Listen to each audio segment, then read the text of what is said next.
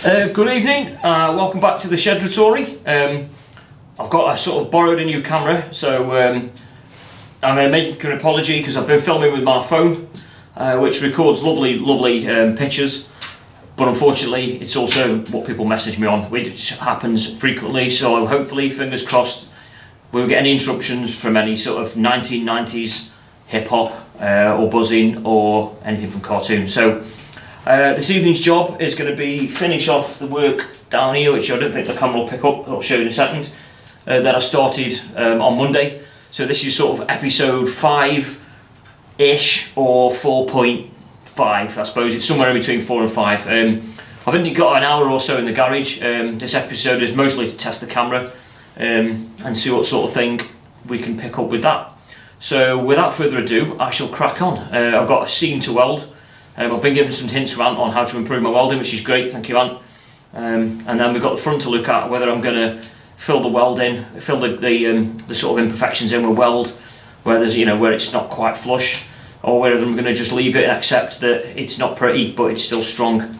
So yeah, we'll crack on, and I shall see you in a little while.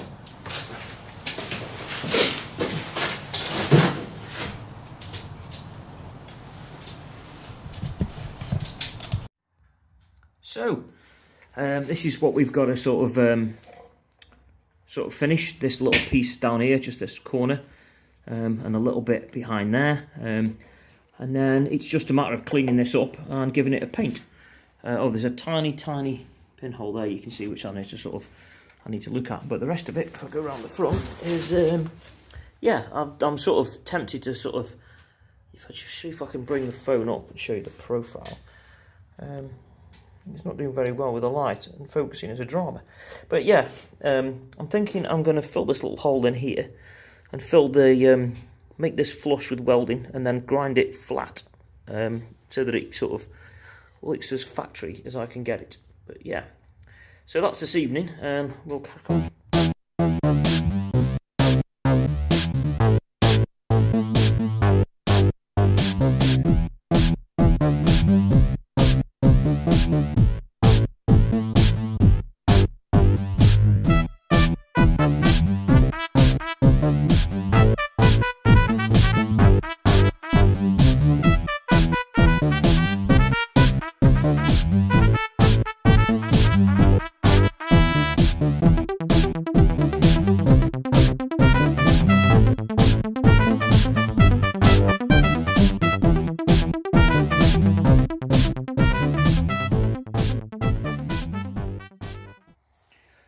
So let's have a look at what we've got so far. Now, obviously, if you remember the video, the pictures before, this was a sort of indent here, and it looked a little bit scruffy.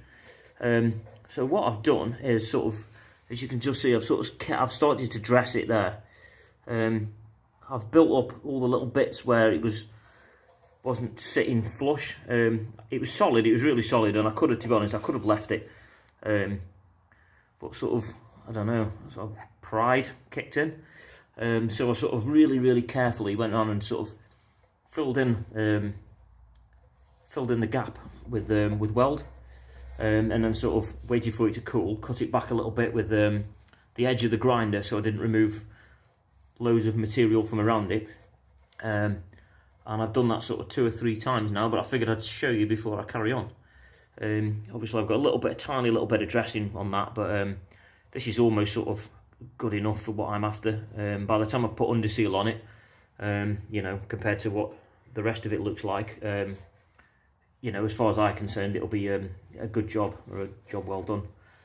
So I've just got to dress this little bit here, which I need to be really careful with, because obviously this is where the beam sits, that way. Put my hand in there, you can see where the beam would sit in. This bit is flat and it's nice and easy to dress, and obviously the beam sits and there's a gap in between, I think, so that's probably why the water has gathered here and been trapped and rotted it out. So I shall carry on, and fingers crossed this will be finished this evening.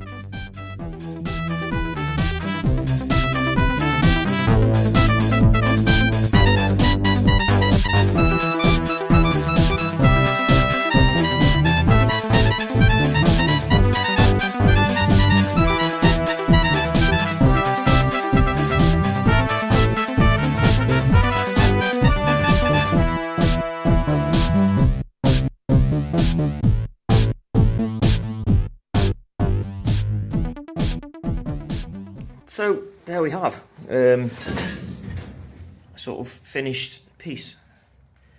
If I'm being brutally honest with everybody, it's, you know, there's a tiniest little bit there which you can sort of, you can see it there with your finger, just where I don't want to cut it back anymore. I don't want to cut into the rest of the metal, but if I'm being honest, I'm kind of pleased. That's where the thingy sits there. And yeah, again, you can just see where the edge of my weld, but considering it's going to be painted, and if you look at what the rest of it looks like, you know, yeah, kind of pleased with that. So I think that'll do for tonight. I have got southern fried chicken sitting in the oven. So, hello again. There we are. That is the front plate of the frame head. Finished, all bar painting it with rust cure, just in case there's any rust in the surrounding area that's going to, you know, gather speed and destroy all my hard work. But yeah, so that's been, as I said, about an hour and a half. I've gone into way more, I mean, such a better job of it than I was expecting, if I'm brutally honest, and it proves a point, like I said in the sort of part 4, just get stuck in. I've never restored a car before, as I said last time.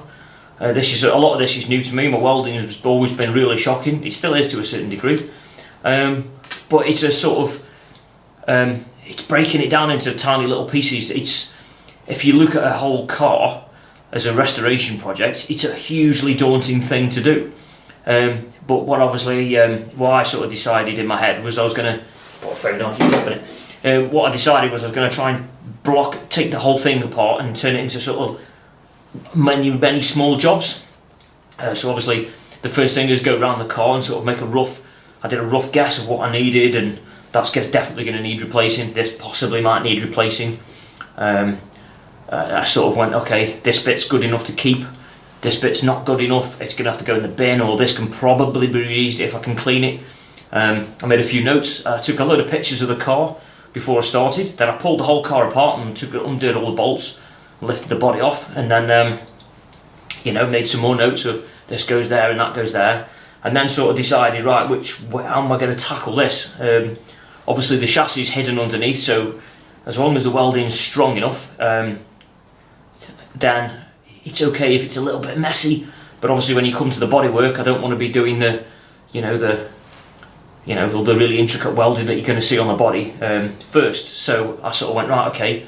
Plus obviously you've got the thing that if you do the bodywork, it's going to be sitting there in primer, soaking up moisture, and then you're going to paint it, or it's going to be sitting there in paint, gathering, you know, dust on it, and it's not very nice. So I decided to do the chassis first, which is what I've done.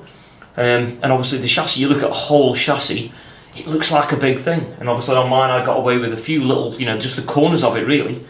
But I thought, best way how am I going to tackle it, which is the best order to do it in. So I looked at it and went, well, start front to back. Why not? Start one corner, work around it. In my case, it'll be clockwise, because the panels that I've bought offer the back left. So I've done the frame head, or will do the frame head. I've done the sort of first bit of the frame head. Next bit is the plate, then the back left, and then the back right, and then work my way down the right hand side, and then the chassis is done. Then I'll clean it and paint it, and the chassis then hopefully, when it's in chassis paint, could be outside for forever and not rust. Fingers crossed. No, not forever. It's a Volkswagen, it's going to rust again, but you know. And then once I've done all the welding on this chassis, I might want to brake. So then I'll start thinking, actually, I'll rebuild the suspension now and then do it in little pieces. So I'm waffling. I'm really hungry, really hungry. So yeah, have a go. Thank you again for watching. A few people have said to me, are you doing this to get some sponsorship? Is that a thing? Apparently it's a thing. No, unless people want to send me cheese sandwiches. I like a cheese sandwich. Yeah, so thank you again for watching. Subscribe. There is no, I'm not pointing to a button. There isn't a button. There's no button apparently, but subscribe. Tell people, comment if you like. And thanks again. And yeah, have a good evening.